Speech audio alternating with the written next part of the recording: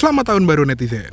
Di tahun 2026 ini semoga kita semua diberikan kesehatan dan kesuksesan juga ya. Dan kita akan mulai tahun ini dengan mengulas Volvo XC90 facelift mild hybrid. Ya, jadi di tahun 2025 lalu, mungkin sekitar bulan Oktober gitu ya, Volvo Cars Indonesia meluncurkan versi mild hybrid dari XC90 facelift ya. Kalau yang sebelumnya itu hanya tersedia sebagai plug-in hybrid gitu. Dan harganya juga jadi menarik nih. Untuk yang versi mild hybrid ini dia di 1.750 juta rupiah. Sedangkan kalau yang plug-in hybrid itu di sekitar 2,4 miliar rupiah ya. Dan kalau nggak salah ini juga sudah turun dari harga awalnya di 2,7 miliar rupiah.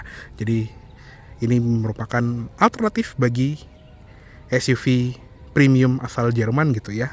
Ada versi Swedianya. Nah, mobil ini kita pinjam untuk kita libur tahun baru di Kendara ya. Jadi untuk ulasan berkendaranya bisa lihat ulasannya nanti di channelnya Kendara kalau sudah tayang. Oke, sekarang kita lihat ke interior dulu. Kuncinya seperti ini.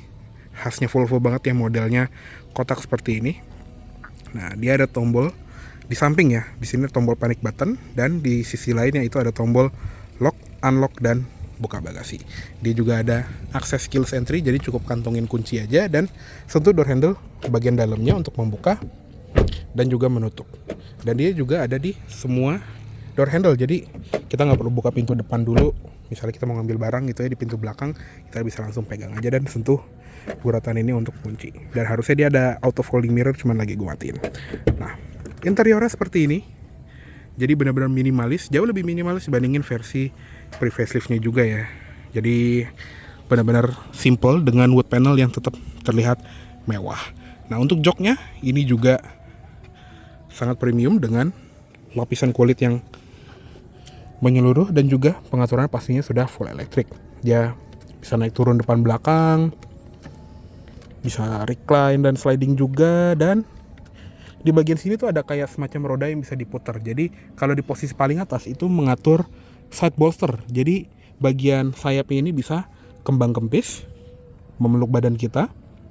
Kalau dikebawahin lagi sekali itu untuk ngatur lumbar support 4 arah. Dan kalau dikebawahin lagi ini untuk mengatur leg support. Jadi untuk penopang pahanya ini bisa dimajuin atau dimundurin. Dan juga kita bisa simpen posisinya tersebut di memory seat yang ada di bagian pintu ini. Ada 3 slot ya. Oke, sekarang kita masuk ke interior. Dan untuk menyalakan mobilnya dia ada start knob. Jadi bukan start stop button tapi start engine knob gitu ya. Jadi kayak semacam tuas yang diputar kayak muter kunci gitu sambil kita injek pedal rem dan putar knob ini di tengah untuk menyalakan. Nah, langsung nyala ya. Halus banget karena ya tadi dia sistem mild hybridnya menggunakan integrated starter generator. Oke, kita tutup dulu. Nah, seperti ini interior dari Volvo XC90 facelift mild hybrid. Untuk setirnya dia sudah dilapis kulit dan kulitnya juga nyaman sekali untuk digenggam. Pengaturannya lengkap, bisa tilt dan juga teleskopik. Nah, lalu juga ada tombol-tombolnya di sini. Sebentar, ini kayak nggak mau nyantel ya. Nah, di sini ada tombol untuk pengaturan cruise control yang juga sudah adaptif ya. Jadi kalau di Volvo tuh namanya pilot assist. Jadi cukup satu klik ini aja, nanti dia akan mengikuti mobil di depan dan juga ngikutin alur garis yang terdeteksi oleh sistem kameranya. Di sebelah kanan ini untuk ngatur audio steering switch, kayak volume, ganti track, dan juga untuk menu MID, sama untuk ganti tampilan dari instrument cluster, walaupun emang tampilannya nggak banyak yang bisa diganti ya. Di sini juga ada voice command, dan karena dia sudah Google Automotive, jadinya kalau kita pencet ini tuh kayak Hey Google gitu. Ya, jadinya dia bisa mengatur fitur-fitur sesuai komen kita. Nah, di balik sini memang nggak ada pedal shift, jadi langsung ke combination switch-nya aja yang sudah auto headlamp. Dan uniknya di mobil ini tuh nggak ada fog lamp depan, tapi di sini tuh ada. Mungkin karena ini unit contoh kali ya, yang pertama masuk ke Indonesia, jadinya dia kayak masih ngambil dari versi pre-facelift-nya. Dan dia juga ada auto high beam ya, jadi dia bisa milih mana yang harus disorot sama lampu utamanya. Di sini juga ada rear fog lamp, pastinya ada triple turn signal, dan di ujungnya ada tombol reset untuk ngatur reset trip meter gitu ya. Nah, di sini juga ada tuas wiper yang kelihatannya kayak nggak ada auto wiper ya, tapi auto wipernya tuh dipencet seperti ini. Jadi kalau indikator auto wipernya tadi mati, ya ini kayak wiper manual pada umumnya. Dia ada intermittent timer yang bisa ngatur seberapa cepat dari sini, atau kalau kita aktifin auto wipernya, dia ngikutin jumlah debit air dan sensitivitasnya akan ngatur dari situ. Dan juga washernya juga sudah built-in ya di dalam si bilah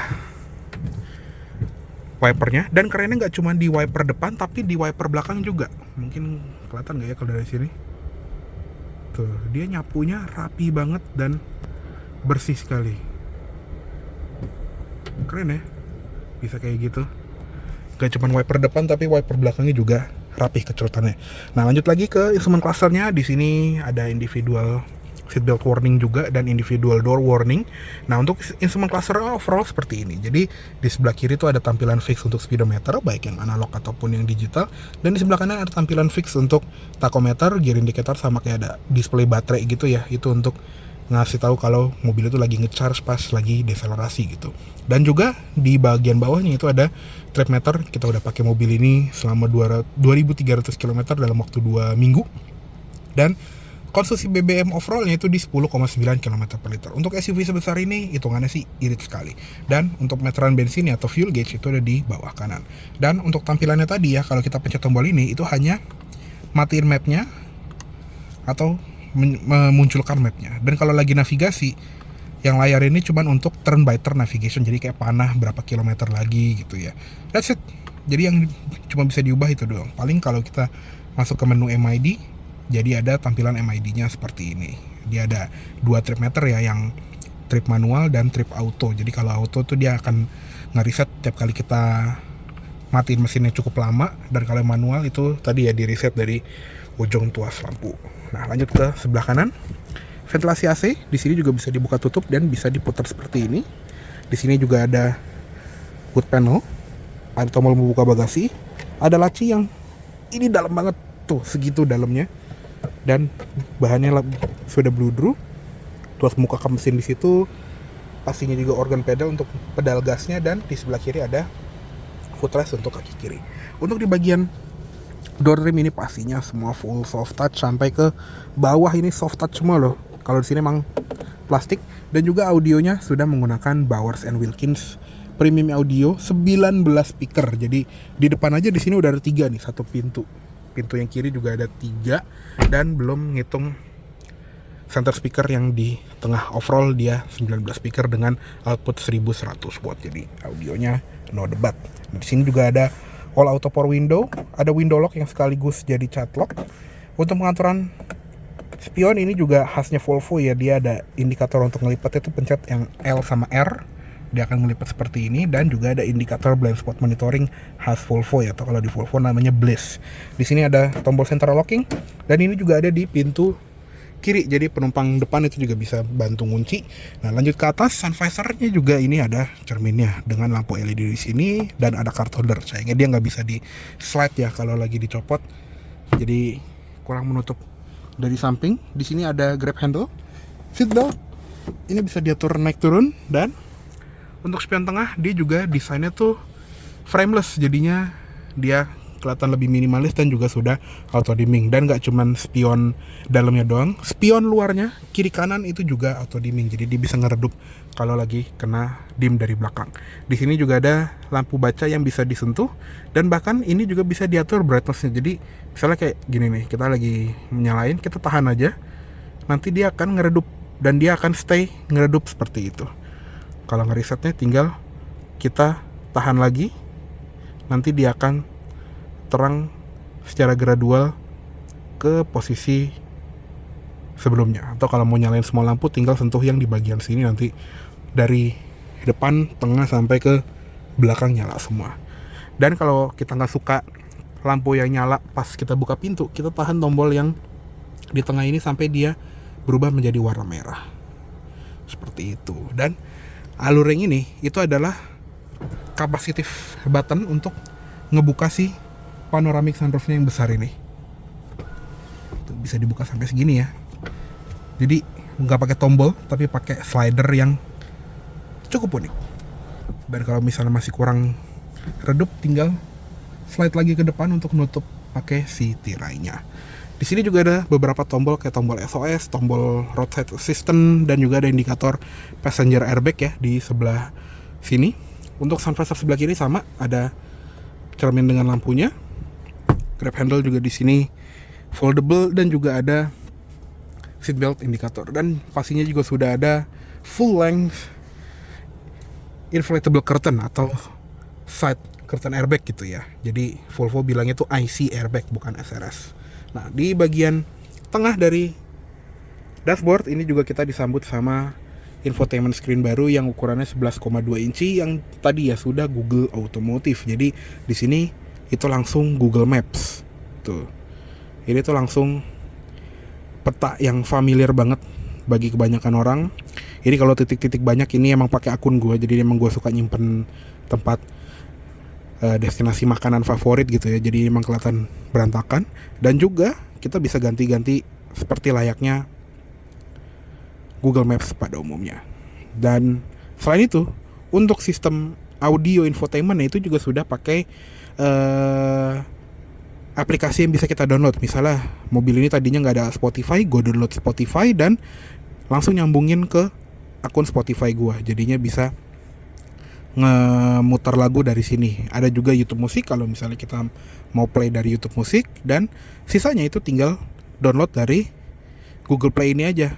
Bahkan bisa ada Prime Video, Waze, dan aplikasi lain-lain gitu ya. Jadi bisa kita download dan kayak tablet Android aja gitu. Dan selain itu kalau kita mau pakai yang konvensional gitu ya, kayak Android Auto atau Apple CarPlay, itu juga bisa. Dan tadi ada Google Assistant juga. Dan sisanya kayak untuk pengaturan mobilnya itu ada di bagian bawah sini. Kayak contohnya untuk AC, itu kita pencet yang tombol kipas ini dan baru kita bisa atur si kipasnya. Untuk AC-nya sendiri dia quad zone ya, jadi 4 zona, 2 zona depan dan juga 2 zona belakang seperti ini. Dan fan speed belakangnya juga bisa diatur dari layar di tengah. Untuk arah AC-nya bisa ke atas, ke kaki, dan ke kaca depan juga ada defogger belakang. Dan untuk kursi, terutama untuk kursi depan ya, dia juga ada ventilated seat dan ya juga ada heated seat. Bahkan dia bisa nyala barengan. Ini juga cukup unik nih. Nah, untuk di bagian air quality ini juga kita bisa memantau kondisi udara di bagian luar mobil. Di dalam mobilnya bagus, di luarnya jelek. Dan juga ada beberapa data-data kayak PM2,5-nya berapa, PM10-nya berapa, nitrous oxide-nya berapa, CO-nya berapa, dan segala macamnya itu bisa dipantau. Dan juga ada timer untuk air purification. Di bagian setting ini juga ada setting yang lebih mendetail soal pemanas jok, dan juga ada auto start throttle climate. Jadi kalau mobil ini mati dan si baris ketiganya mati, dia akan otomatis nyala gitu ya untuk AC-nya. Dan untuk setting kendaraan itu bisa diakses dari sini ya.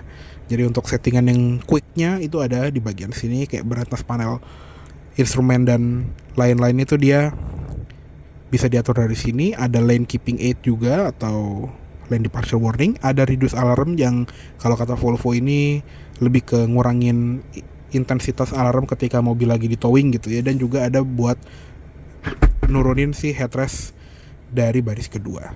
Di sini juga ada setting yang lebih lengkap, walaupun nggak selengkap itu juga ya, karena memang minimalis sekali. Jadi di sini ada pilot assist, ada driving mode yang juga bisa kita atur dari standar dan off-road. Jadinya dia bisa naikin si air suspension mobil ini karena mobil ini udah ada air suspension. Bobot setirnya juga bisa diatur dari soft ke firm. Begitu pula rasa suspensinya dari soft atau firm, dan juga ada air suspension control for easy entry and exit. Jadi kalau di mode ini diaktifkan, mobil ini akan turun satu level lagi ketika mobil itu udah masuk ke P atau mobilnya udah mati gitu ya mesinnya. Jadi dia memudahkan kita naik turun. Lalu untuk safety assist-nya di sini ada lane keeping aid dan juga ada ready to drive notification. Jadi dia ngingetin kalau misalnya di depan mobil itu udah maju, kita akan ada notifnya gitu ya. Di bagian controls juga ada jack mode. Jadi ini kayak buat matiin auto leveling dari suspensinya misalnya kita mau ngedongkrak si mobil. Karena dia air suspensinya dia bisa nge-level gitu ya. Terus juga ada exterior lights yang adapt lights for right hand drive traffic ini nggak begitu berguna di Indonesia. Jadi kalau misalnya di negara-negara yang kita bisa pindah ke negara yang nyetir di kanan gitu ya, kayak negara setir kiri, itu bisa diaktifkan. Jadi dia ngubah si cut off lampunya dari yang begini untuk settingan setir kanan ke posisi yang begini untuk settingan setir kiri. Dan juga ada settingan HUD, terus juga untuk fitur-fitur lainnya di sini bisa ngatur door unlock, auto lock while driving, terus juga ada greeting light, auto close sunroof curtain, auto folding mirror dan lights. Ada auto dimming rear view mirror, exterior mirror tilt ketika lagi mundur, dan juga posisi service kalau kita mau ganti wiper atau lagi nyuci mobil ya. Ada headrest fold, ada wireless device charging, dan juga ada adjust passenger seat. Jadi kita ngatur jok penumpang depan pakai pengaturan jok pengemudi. Dan untuk settingan audio ini juga lebih komplit lagi ya, karena di sini ada buat surround soundnya, concert hall, yang membuat experience audio mobil ini berasa lebih imersif. Untuk connectivity ada Bluetooth dan Wi-Fi juga. Terus ada profile juga. Ini gue nyambungin profile gue, dan juga bisa nyambung ke Volvo Cars app. Jadi kalau misalnya udah nyambung, nanti dia akan tampil di aplikasi kita gitu ya, dan kita bisa remote start dari handphone, mantau mobilnya posisinya dari mana. Terus juga ada semacam setting-setting kayak buat buka bagasi, lock unlock dan lain-lain. Di sini juga ada settingan untuk privacy data karena mobil ini juga udah connected gitu ya. Jadi setting-settingan yang lebih mendetail itu kayak akun-akun, terus juga activity control itu juga cukup standar seperti tablet gitu. Nah, untuk settingan kameranya ini juga komplit karena dia juga sudah ada kamera 360 yang jernih sekali, sangat membantu ketika parkir. Mobil ini juga besar gitu ya. Di sini ada tampilan samping kanan, samping kiri, ada tampilan depan, ada tampilan belakang, dan juga tadi ada top down view dari samping. Walaupun memang nggak bisa dibikin 3D gitu ya. Dan yang bisa disetting dari sini tuh adalah sensor parkir dan juga rear auto brake. Jadi dia akan ngerem secara otomatis ketika di belakang tuh udah mendekati objek tertentu biar kita nggak nabrak gitu ya. Nah, itu juga bisa dimatiin dari situ.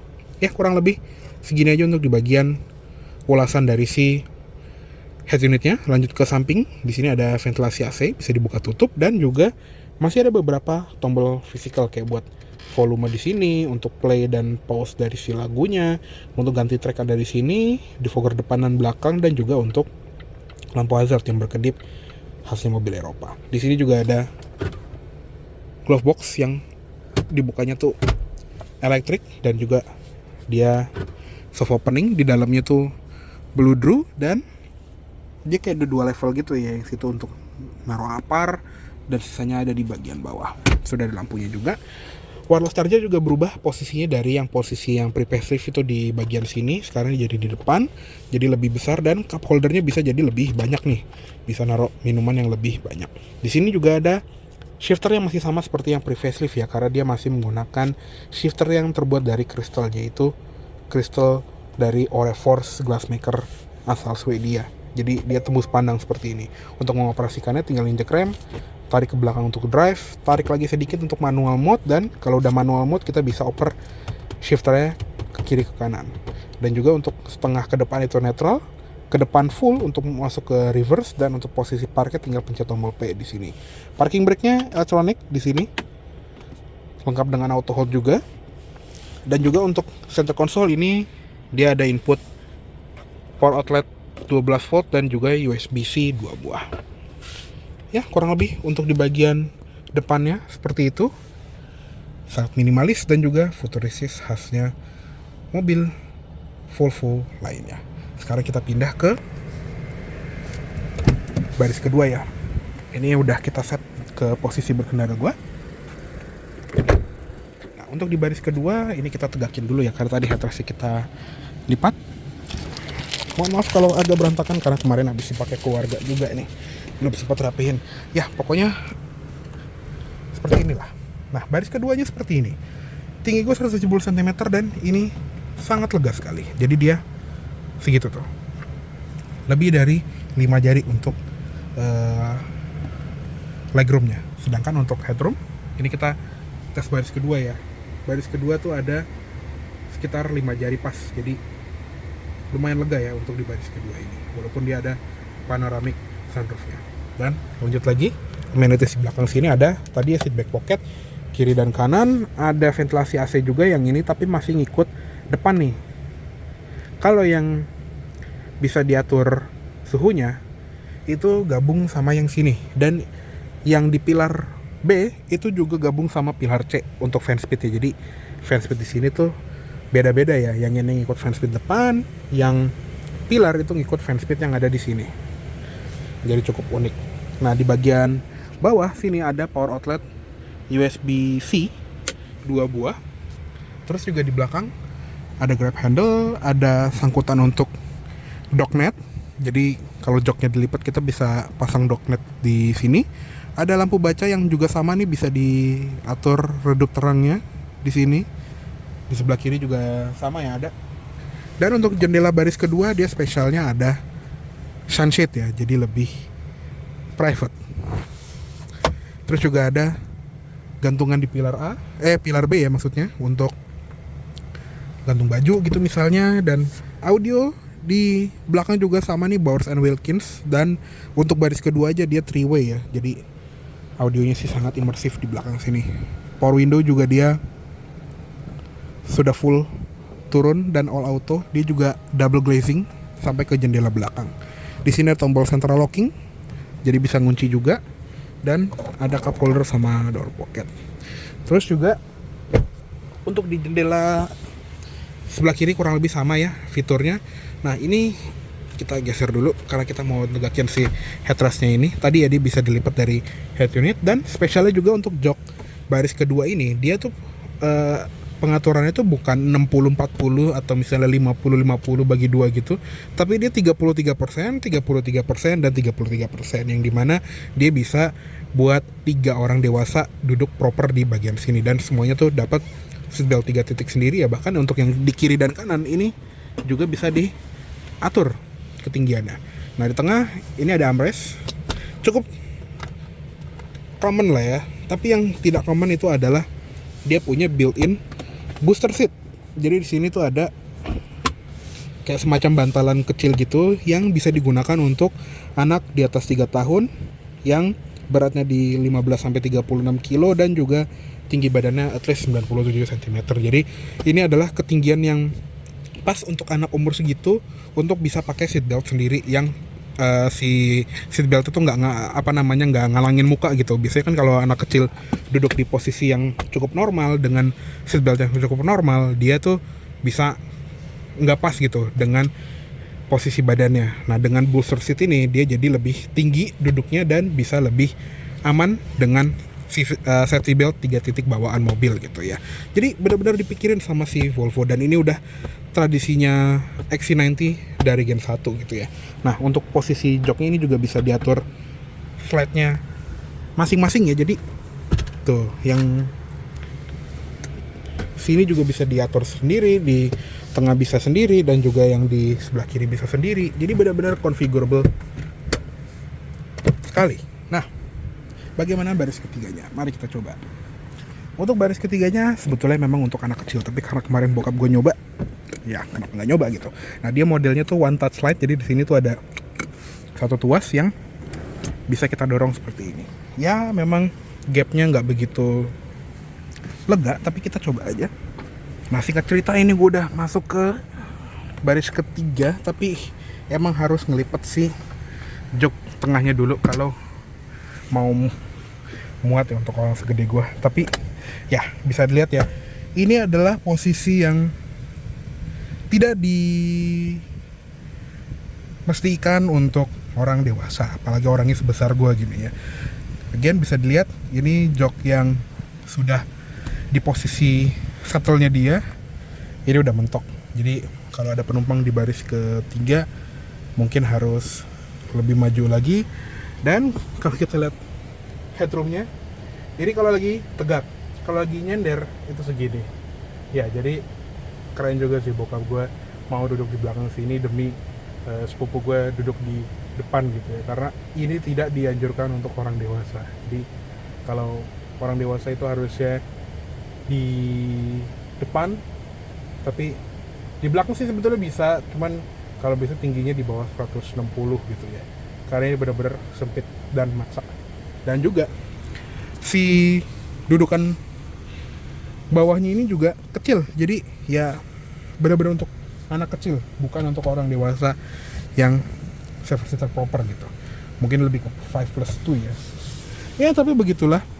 Setidaknya di belakang sini tuh amenities-nya komplit dengan seat belt dan juga headrest yang benar-benar paten. Ini ada teknologi whiplash protection-nya juga dari Volvo, dan juga untuk ventilasi AC-nya ini bisa dibuka dan bisa ditutup. Begitu pula yang sebelah kanan. Nah, seperti ini. Dia juga ada glass printed antena dan bahkan audionya juga sampai belakang nih. Tetap ada inflatable curtain-nya atau side curtain airbag-nya khas Volvo. Di atas ini juga ada lampu baca yang bisa disentuh untuk nyalainnya, dan mikrofonnya juga banyak banget untuk teknologi noise cancellation dari mobil ini karena benar-benar kedap bahkan di kecepatan tinggi sekalipun. Oke, ini kita balikin lagi joknya dan yuk kita lihat eksteriornya. Oke, sekarang kita lihat ke ruang mesinnya dari Volvo XC90 facelift yang mild hybrid ini. Nah, untuk mesinnya dia menggunakan mesin 2000 cc 4 silinder turbo dengan sistem mild hybrid 48 volt yang menyatukan dinamo dengan starter ya, yang bernama integrated starter generator. Jadi ya mirip seperti mild hybrid pada merek-merek lain juga ya. Nah, untuk tenaga mesinnya dia sekitar 250 HP dengan torsi 350 Nm. Transmisinya otomatis. Kalau Volvo tuh bilangnya Geartronic ya, 8 percepatan, yang transmisinya itu dari Aisin. Jadi satu induk dengan Toyota gitu. Jadi soal reliability harusnya mobil ini bisa cukup diandalkan, dan pastinya dia all wheel drive sesuai dengan namanya gitu ya. Untuk ruang mesin ini juga rapi sekali ya, bisa dilihat, dan khasnya Volvo juga yang mulai dari tahun 2000-an itu sudah menggunakan engine cover yang empuk. Jadi ini tuh empuk banget kayak bantal, yang didesain untuk mengurangi cedera kalau misalnya amit-amit kita menabrak pejalan kaki atau pesepeda gitu ya. Dan shocknya juga sudah hidrolik, ada 2 sisi. Cupnya juga ada peredamnya. Ini emang tinggi banget sih, bukannya bener-bener mangap ya. Oke, yuk kita tutup aja. Oke, untuk tampilan eksterior dari Volvo XC90 facelift yang ke berapa ini ya? Pokoknya facelift yang terakhir lah ya. Bisa dibilang ini jadi lebih simple gitu ya. Bahkan menurut gue sih ini terlalu simple ya, karena kalau di warna gelap seperti ini ya, warna hitam ya, jujur nggak semegah yang pre-facelift ya, ataupun yang facelift pertama gitu. Jadinya mukanya memang baru, tapi kayak lebih kecil gitu dengan grill barunya yang memang sekarang jadi lebih minimalis. Lampunya juga tetap ada desain Torx hammernya, tapi jadi lebih pipih gitu kalau dibandingin yang lama. Mungkin kalau biar enak, di sebelah sini akan gue tampilin gambar yang versi pre-facelift ya. Jadi bisa kebayang lah mukanya seperti apa kalau dibandingin yang pre-facelift. Nah, tapi kerennya dari desain grill yang baru ini adalah dia tuh kayak semacam overlapping gitu ya. Dan ini kalau kata Volvo itu kembali ke grill klasik mereka zaman dulu gitu ya, yang modelnya tuh seperti ini, bukan satu bilah diagonal besar dengan logo Volvo gitu. Dan juga di bagian sini tuh kayak ada ventilasi palsu ya di bagian bumper kiri kanan, dan juga bisa dilihat di sini sudah komplit banget fiturnya. Sensor parkir ada 6 titik. Kamera 360 di bagian depan ada di sini, dan juga logo Volvo-nya itu dia ada radarnya gitu ya untuk sistem pilot assist-nya atau adaptive cruise control dan kawan-kawan. Lampunya juga sudah full LED dengan auto high beam yang bisa milih mana yang harus disorot gitu ya. Jadi benar-benar canggih, dan di sini tuh ada tulisannya nih, active high beam system. Jadi kepake banget untuk perjalanan jauh yang kemarin gue pakai ke Kuningan gitu ya. Dan juga di balik spion tengah itu ada kamera untuk ADAS ya. Jadi untuk memantau kondisi traffic di depan. Nah, lanjut ke bagian samping. Velgnya seperti ini yang sekarang, yang versi facelift ini. Tetap modelnya tuh dual tone polish seperti ini dengan ban berukuran 275/45R20. Mohon maaf kalau agak kotor karena cuaca di bulan Januari ini memang agak kurang bersahabat ya. Semalam sih bersih, cuma sekarang udah kotor lagi. Untuk spionnya, dia juga nempelnya tuh di pintu ya, bukan di pojokan pilar sini, dan sudah ada lampu sen LED di sisi luar dan juga ada kamera 360. Nah, untuk paddle lampnya dia tuh ada di bagian door handle, di bagian door handle depan dan belakang. Door handle pun juga warna body dengan pad untuk kunci juga, dan window line-nya dia chrome atas bawah. Ada roof rail juga di bagian atas, dan di belakang kanan ada fuel door-nya, dan dia juga modelnya yang capless ya, jadi bisa langsung dicolok aja. Di sini tulisannya unleaded fuel, tapi kalau di buku manual itu minimal RON 95. Nah, lanjut ke belakang. Ini bedanya memang nggak begitu kentara dibandingin yang versi pre-facelift ya. Yang kelihatan banget itu di bumpernya. Kalau yang di versi facelift sekarang dia nggak nongol si knalpotnya gitu ya, tapi tetap komplit dengan sensor parkir 6 titik juga, dan lampunya juga kelihatannya kayak nggak berubah gitu ya, tetap desain ala Volvo yang ada pundaknya gitu. Dan juga ada rear fog lamp di sebelah kanan, tapi di sebelah kiri nggak ada emblem. Sebelah kiri ada XC90, di tengah ada lettering Volvo-nya juga, dan di sini ada letter B5 all-wheel drive ya. Jadi ini penanda kalau yang ini versi mild hybrid. Kalau yang plug-in hybrid itu dia T8 atau T8. Dan juga untuk di kaca sini ada wiper, ada defogger kaca belakang juga pastinya, high mount stop lamp, antena shark fin, dan juga untuk bagasinya dia sudah power tailgate dan bahkan sudah ada kick sensornya. Nah, ini adalah kondisi kalau jok baris ketiganya ditegakkan. Masih lega karena kemarin udah gue pakai liburan juga berenam gitu sama keluarga. Memasukkan barang di sini tuh bener-bener gampang karena ya dia jarak dari si joknya ke belakang itu luas, jadinya untuk memudahkan kargo itu sangat mudah. Nah, di sini juga ada parcel shelf yang memang nggak ada kayak storage dedicated ya. Jadi kalau jok baris ketiganya lagi tegak ya udah dia paling cuma bisa taruh sini doang, atau kita tinggal di rumah gitu ya. Karena dudukannya dia ada di bagian situ kanan kiri. Nah, untuk di bagian bawah lantai bagasi ini juga ada yang unik. Jadi di sini tuh kayak ada semacam separator gitu yang sayangin lagi barangnya penuh ya. Jadi dia kayak penahan untuk barang-barang kita biar nggak kecampur, dan di bagian bawahnya juga ada storage lagi. Jadi bisa kita simpan barang-barang di bawah, kayak gue naruh sendal di dalamnya.